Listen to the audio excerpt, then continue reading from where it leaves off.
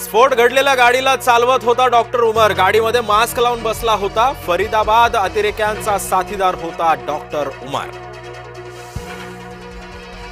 दिल्ली पोलिसांच्या हाती लागले महत्त्वाचे धागेदोरे। दिल्ली स्फोटाच्या वाहनांचं नोंदणी प्रमाणपत्र सापडलं।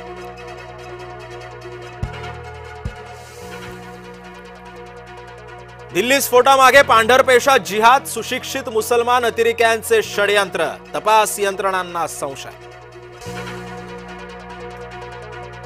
तपास यंत्रणा सतर्क। एनआयए तपास यंत्रणेकडून घटनास्थळाची नाकेबंदी।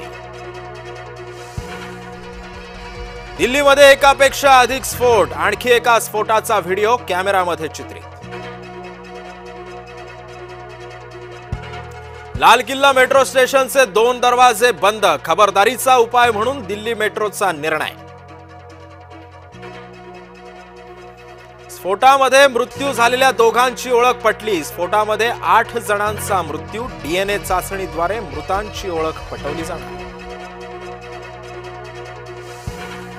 दिल्लीमध्ये झालेल्या स्फोटानंतरचा सीसीटीव्ही समोर। लाल किल्ला परिसरामध्ये वाहनांमध्ये झाला होता स्फोट। स्फोटानंतर नागरिकांची झाली होती पळापळ। ज्येष्ठ अभिनेते धर्मेंद्र यांचं निधन। वयाच्या 89व्या वर्षी घेतला अखेरचा श्वास। मुंबईतल्या ब्रीच कँडी रुग्णालयामध्ये सुरू होते उपचार।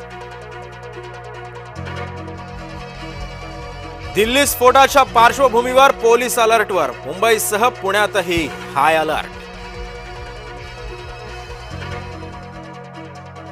दिल्लीतील स्फोटानंतर शिर्डीच्या प्रवेशद्वारावर पोलिसांची नाकाबंदी। अहिल्यानगर जिल्हा पोलीस अलर्ट मोडवर। शिर्डी पोलिसांकडून वाहनांची तपासणी। जिहादी दहशतवाद्यांच्या मुसक्या पोलिसांनी आवळल्या। शस्त्रास्त्रांची देवाणघेवाण करण्यासाठी गुजरातमध्ये आल्याची माहिती। गुजरात दहशतवादी विरोधी पथकानं केली कारवाई। दहशतवादी केमिकल हल्ल्याचा कट रचत होते। मंदिरातील प्रसादात किंवा जलवाहिन्यांमध्ये रायसिन मिळवण्याचा होता डाव। गुजरात एटीएस कडून डॉक्टरांसह 2 अतिरेकी अटकेत। शस्त्रसाठा रायसिन विष बनवण्याची सामग्री सुद्धा पोलिसांनी केली जप्त। केंद्रीय गृहमंत्री ऍक्शन मोडमध्ये। दिल्ली स्फोटातील जखमींची रुग्णालयामध्ये जाऊन विचारपूस। अपघातामध्ये 30च्या वर जखमी झाल्याची सूत्रांची माहिती। भाऊ आपल्याच आमदार भावाला आव्हान देणार। आमदार संदीप क्षीरसागरांचे सख्खे बंधू हेमंत क्षीरसागर भाजपच्या वाटेवर। स्थानिक स्वराज्य संस्थेच्या निवडणुकीमध्ये भावाचं भावाला आव्हान।